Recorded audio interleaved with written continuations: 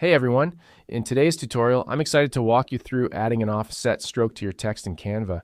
This technique makes your text stand out and adds depth to your designs. Let's dive right in. Start by creating your text. Head over to Canva and select the text tool and choose any font that fits your design.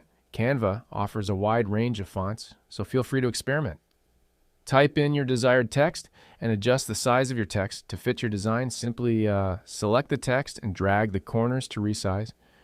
With your text selected, go to the Effects panel, click on Outline. Here, you'll start creating the base of our offset stroke effect.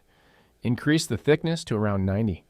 This number isn't set in stone. Feel free to adjust it based on your design needs. Choose the same color for the outline as your text. This creates a solid, uniform appearance.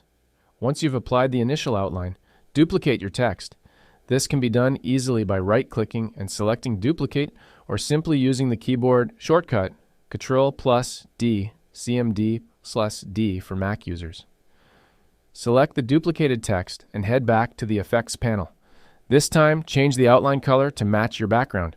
This creates the offset look we're aiming for. Decrease the thickness of the outline to refine the offset stroke. The exact thickness will depend on your design preference and the look you're going for. You now have full control over the thickness of the stroke. Play around with the settings until you're happy with the appearance. The goal is to create a visually appealing offset that pops your text. And that's it. You've successfully added an offset stroke to your text in Canva, giving it a more dynamic and engaging look. I hope you found this tutorial helpful. Please consider subscribing to our channel for more Canva tips and tricks if you did. We're always here to help you elevate your design game. Thanks for watching, and happy designing.